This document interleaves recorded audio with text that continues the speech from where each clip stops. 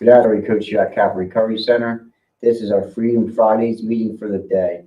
This article I have here is by dreamrecovery.com. So you like this article, you can go to dreamrecovery.com.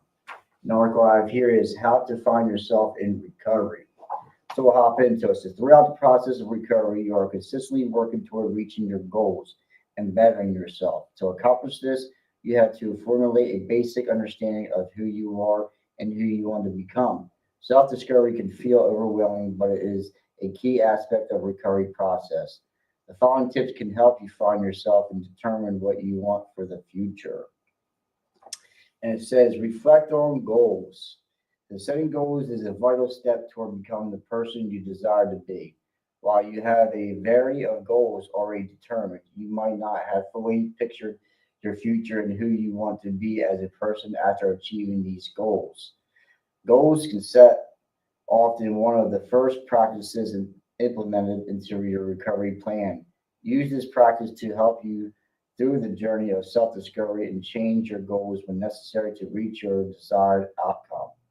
So, a little bit of reflecting on your goals. So, that can mean for a lot for many people. Um, my main goal was when I got in recovery was to stop using drugs and alcohol, right? And I wanted the pain to stop. Um, when we put the drugs and alcohol down and we start to work on ourselves, um, our life changes and our goals also change. So, like today, like some of the goals I'm setting are like more short term of like, one was getting my license and I'm working on getting my GED. So my life has changed and my goals has changed through the process of recovery. But like what I said in early recovery, I just wanted the pain to stop and I just wanted to stop using drugs and alcohol. And I sustain that just for today, right? So it's like my goals has broadened through the process of change and just my whole mindset has changed also. Like my mindset is not negative anymore. Well, it can be at times, but like it's more positive, So like I want to live a good life. I want to be stable, financially, mentally, physically, spiritually. I want to be stable. I want to live a good life. And as before, I didn't. I didn't care if I lived or died. So like my life has shifted and my mindset has shifted to like want to be better. So goal setting is a crucial way to find yourself in recovery. It's like find out what I want to is talks a little bit about um, who do I want to be, who do I want to become? Do I want to stay that same person I was in active addiction, or do I want to set a goal of like I want to change and get better for myself and for others? So my mindset, and my goals has shifted through the process of recovery so far. It says try lying down, closing your eyes and thinking about your goals in a quiet environment. Picture yourself accomplishing these goals. What does your life look like afterward? What kind of person are you? Are you happy with the person you are? And taking time to think about these aspects. After this exercise, reflect on what you experienced. If you find that you were not satisfied with your vision, think about what aspects you did not like and reflect on what you will like instead. This can help you dig deeper into what you desire, why you desire those things, and how you can achieve these goals through recovery. And one thing I learned through the recovery process is like we can achieve a lot more without drugs and alcohol, right? As before, like that's all my life resorted to is like getting drugs and getting more. If we put the effort in that we was seeking for the drugs and alcohol, and if we put some effort in as recovery, like the goals and expectation is limitless. The sky's the limit. Like we can achieve a lot of things in recovery, which I didn't know I could. I thought I was going to. be this hopeless junkie for the rest of my life or die in the process of it because death was next. Um, I can achieve it, and I achieved a lot through the recovery process. Things that I couldn't even imagine, things I didn't even think about. Right? It talks about in recovery like living my life behind my wildest dreams. I didn't have no dreams. I didn't have hope. I didn't have goals. Right? It's so like since I've been working on myself and going through this process of recovery, like I achieved a lot, and sometimes I surprise myself. Like I really do because I didn't think I had any assets. Right? I thought I was just full of defects and full of you know, hopeless. I was very hopeless and broken, and I was full of fractured personalities. We also talk about in recovery. Right? I didn't think I could achieve anything in life without drugs and alcohol, and that was just all a lie. So like the goals I set for myself, make sure they're realistic. We don't want to set ourselves up with unrealistic expectations and unrealistic goals, right? We can set there's different goals, short term, long term. Set something that you can achieve. That you don't set yourself up to let yourself down. Let's go to the next one. Increase self awareness to understand your development process and truly know your desires. You have to be considerably self aware, understanding how different actions, events, and social influences affect your mental health and recovery process can help pinpoint specific attributes that determine you from reaching your goals. Keeping a journal is a useful way to help improve levels of self awareness. Write down your feelings at least once a day. Describing the events that may have influenced your emotional state. Reflecting over past encounters can help you to observe common influences that lead you into a negative mindset and find influences that positively impact your recovery. Isolating these factors can help you create a healthy environment for yourself and discover what aspects of your life allow you to be the person you desire to be. So this is increased self-awareness. And like my awareness, not addiction, was limited, right? I was very, my perception, my mindset, it was very limited and it was very one way. Everything revolved around me, what I wanted, and when I wanted it, right? And so I had to increase my self awareness in recovery. Like it's not always about me and what I want, right? So I have to be aware that what I think and what I do affects others, right? Which I didn't care as before, right? I didn't care if I hurt others. I didn't care about any other people's emotions and feelings. As long as I got what I wanted, like I was okay, right? So my awareness was very small, and like through the recovery process, I didn't know how much. I mean, I did, but I didn't, right? Like just using drugs and alcohol alone was dangerous, right? But I didn't know how much I was putting myself in danger in my community. The people I was hanging around with, the gangbangers, like, I could have got shot and killed any given day, so that awareness was like not there. I was very limited. Um, I had a very limited mindset. I wasn't willing to change and I wasn't willing to listen. It was my way or no way, and that's very deadly. I tried to run off self will and off my own juice and my own ideas, and it just didn't end good. So like my awareness through working on myself and talking to other recovering addicts and praying and meditating and going to meetings. I'm in a 12 step fellowship. I go to Narcotics Anonymous, and I have a deeper understanding of myself and a deeper awareness that I never had before. it takes work. That stuff just doesn't happen. It takes practice. It takes work to have a better understanding of ourselves and a better understanding and a level of awareness I never had. Um, it all takes through working on ourselves and like going through some of these pamphlets and stuff like that. Reading is a big factor. You start to find out about yourself. And I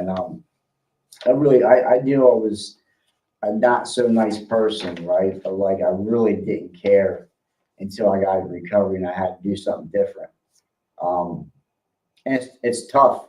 It's tough to have that level of awareness and a level of looking at yourself and the things that you've done and the things that you've been through.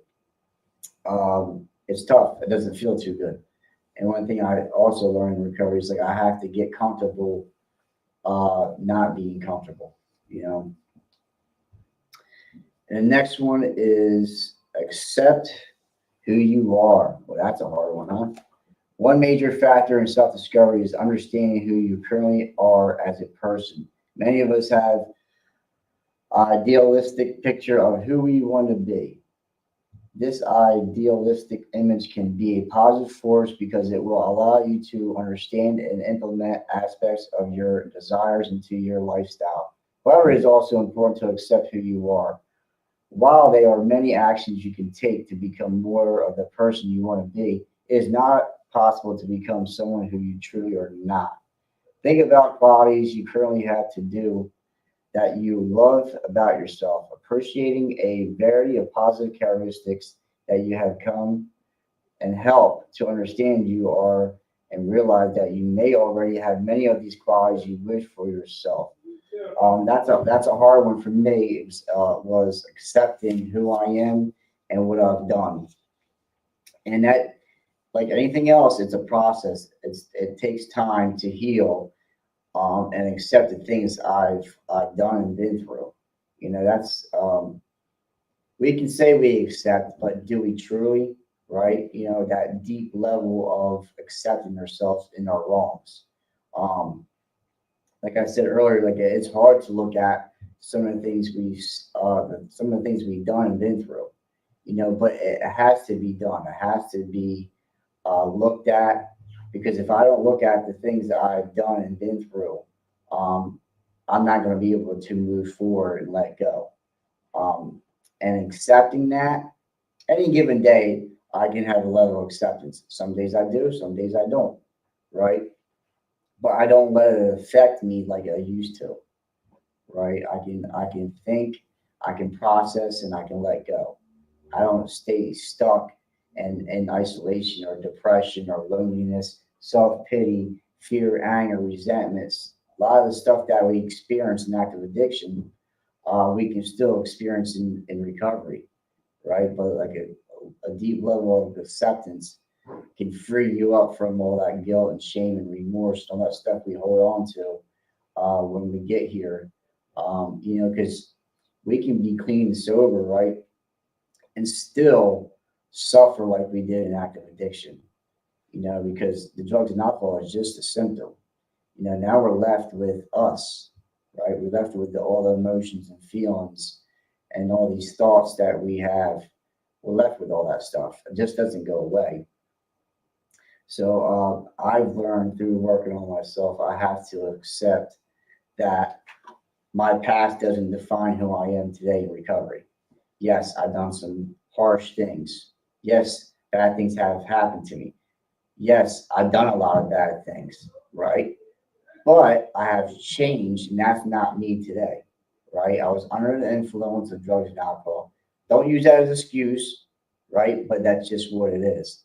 And I choose to not do the same things I've done before, and that's just not who I am today. You get to learn what you are and who you are, and the things that you do and what you don't do, and things that I accept and don't accept, right? So like we get to mold ourselves in recovery. We get to find out who we truly are when we start to work on ourselves. The next one is understanding your setbacks. After developing an understanding of what you want to gain from your treatment, you may accept everything to be a straight line from there on. Sadly, that is typically not the case. In addiction recovery, there will be times when you are thrown off of your path to success and encounter setbacks. It is essential to value the knowledge that can be gained from these moments and allow yourself to move forward when needed. Keep your focus on your end goal and remember that it is still possible to reach even when you are thrown off of the path to success. Use each setback to learn what actions and behaviors you engaged in that may have led to this occurrence. These setbacks can help you solidify how badly you want to reach your end goal and can be used as motivating factors. Yeah, we all have setbacks in life. We're not, doesn't mean we get in recovery that we don't have setbacks and we fall short or we're not perfect. We're only human, right? So like life throws curveballs at us, things set us back, right? But I don't let it destroy me like it did before, right? I used to use drugs and alcohol over everything, right? So like a setback in recovery today is like, let me reassess this. Let me stay positive. Let me stay in the solution. This will pass, and just let me take care of it. Avoidance it was a key factor for me in my active addiction, right? I would avoid everything. I would just use and avoid everything and escape reality. And so like I have to understand that like things are going to happen using or in recovery, right? So what do I choose to do with my setbacks today, right? Do I use? Do I cause harm? Do I make things worse? Which we can, right?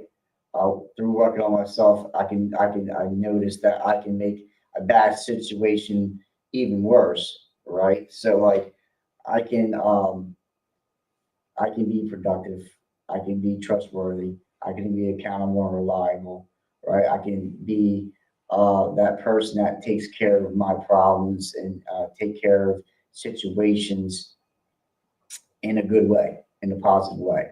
Or I can, destroy everything. I can do both. But today I'm choosing recovery to like stay in the solution, to do something different, to better my life and better my relationships, because I have a life worth living for today, as before I didn't.